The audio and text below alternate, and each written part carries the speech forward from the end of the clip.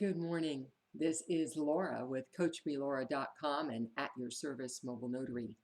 Today, I want to talk to you about one particular topic called Success is in the Details. And the specific area of detail I'd like to talk about today is identification of the signer. I took care of a loan signing appointment this last weekend, and it should have been easy peasy, no problem. It was close to my house. It was a small refinance package. Uh, it all looked good.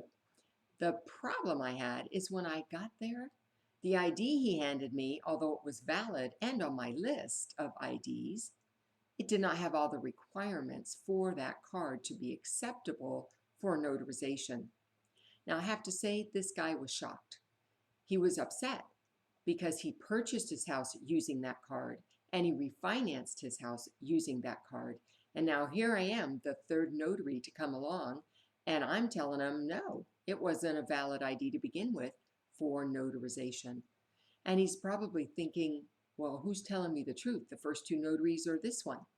Of course, I let him know my credentials, that I teach notary law in the state of California, and I'm confident about what I'm telling him. And I went through the alternatives. His driver's license was expired, issued more than 5 years, and he was waiting on the renewal. So that's why he went to the military ID.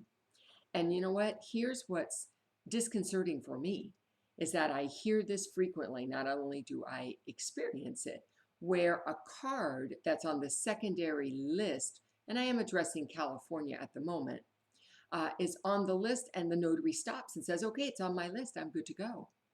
And what the notary is not doing is they are not verifying the four elements. There are four that need to be on that card in that secondary list.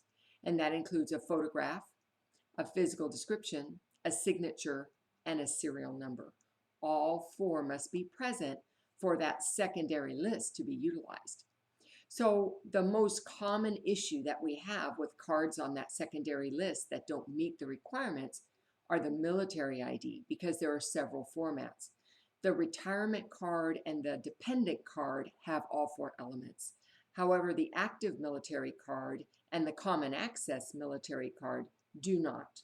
They are missing one or more of the elements. So we cannot be using those for identification.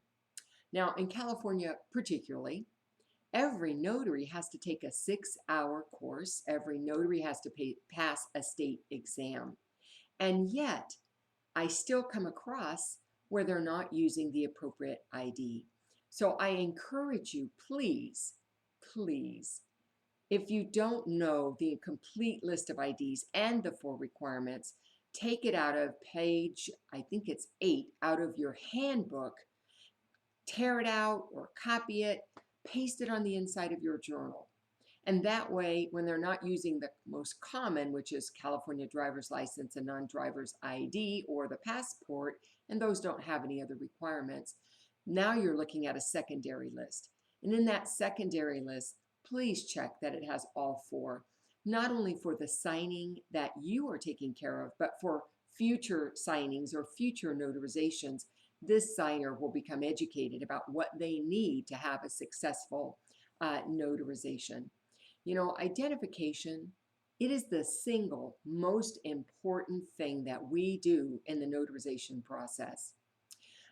There are two things that can go wrong that overturn a notarization quick. And one is I didn't identify them properly because I'm certifying that the right guy signed the document. So what if you don't happen to have your handbook? If you have hotline service through the National Notary Association, call them.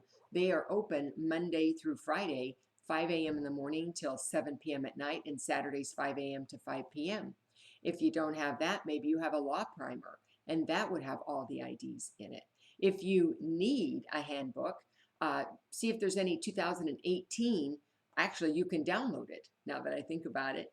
You can download it right off the Secretary of State's website, and that's sos.ca.gov. And then you'll pick Notary as the icon, and then handbooks, and they have the previous handbooks there. There were no law changes in 2019, although they don't, excuse me, in 2020. So they don't have any new 2020s yet. Probably by March, those will be available. But keep using the 2019 because all of that information is valid. And you know what? My signers love when I can pull out my handbook and say, here it is, right here in the law. This is telling me why I can or cannot use an ID that you're giving me.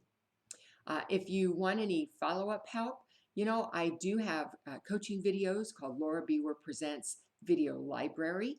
It's on my website at coachmelaura.com on the Notary Resources page. Until the next time, make it a good one. Bye.